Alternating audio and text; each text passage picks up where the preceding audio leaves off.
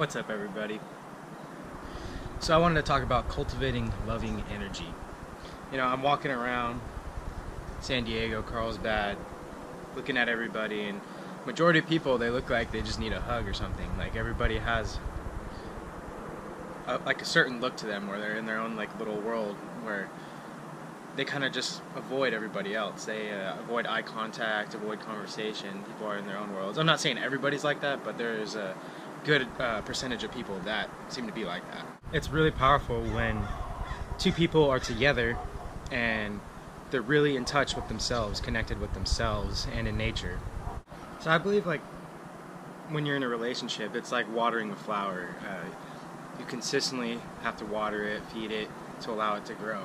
Everybody thinks when you get in a relationship, it's all over. I got the girl, I got the guy, that's that. But no, when it all comes down to is growing together, coming to understand each other as a unit, as a whole. Because when you guys come together, you're ultimately one incredible spiritual being that has two sides to it. It's like yin and yang. So it's very beautiful to be able to experience something like that. Wants to say hello. Say hi, Harla. Say hi, babies. Say hello. She don't like being held.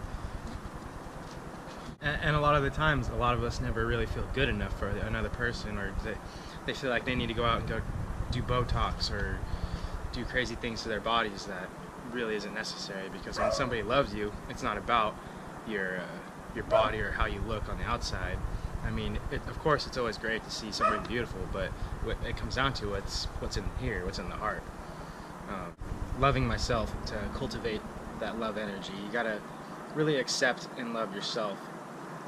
At least in my opinion, to really understand who you are and love yourself the way you want somebody else to love you. And in that, I'm not saying it's kind of hard to just say that because that's pretty broad. Like, I know everybody has there's problems that you might have, and you might have a partner that actually helps you through those things. But it's about just really wanting to love yourself, wanting to accept everything in the progress of acceptance. And I believe when you're in the progress of that, or you can fully kind of understand yourself, your true essence, then you're on the right path to finding somebody. In today's society, we've been suppressed of our sexual energy, and at the same time, you see porn and naked people all over the place on billboards, on advertisements. Like, sex sells. They're literally trying to get inside here and play with your emotions, your sexual energy, and for so long it's been suppressed that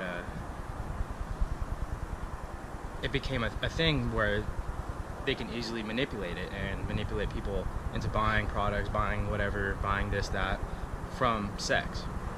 And all in all, sex isn't anything you should be suppressing or anything like that. I believe cultivating your sexual energy, not excreting it on a day-to-day basis and for no reason, isn't really beneficial to you. When you hold your sexual energy in, I feel, from what I've researched and what I've felt, is it allows you to be more creative, more motivated, and you actually want to go out and talk to people. Like, you want to go talk to men or women that you might be interested in, instead of going home and watching porn or whatever and excreting, and that's really not doing you any good.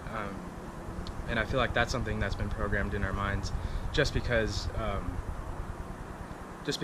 what's been kept away from us. Being able to express yourself fully is how you want to do it. And I'm not saying masturbating or anything like that is bad, but I believe you shouldn't just waste it all the time. That shouldn't be your go-to. You should at least go out and try to find somebody, go out and talk to somebody. I understand that's something that's been comfortable for a long time to a lot of people, but I believe there's more beneficial ways of using your sexual energy. I believe it's about understanding how to connect with yourself, and when you meet another person that's connected with themselves, you make a connection that that's incredible. Love is the fountain of youth. it is the highest vibration there is. So go out and put your energy towards finding love and finding how you can spread love, how you can cultivate that loving energy. Because when you see people that are, you know, you can see it in their face, they just look tired, or they just have a frown, or I don't know, they just have that kind of energy towards them that you can tell that they look drained. And you see people that are happy all the time and their face is all bright and lit up, and you could tell like they have a high vibration energy. So it you attract what you put out. So remember that. Love you guys. Cultivating sexual energy and love energy. This is sexology. Get more on this topic soon. I just want to talk about it real quick. It was just something that was going through my mind. Anyways, peace and love, everybody.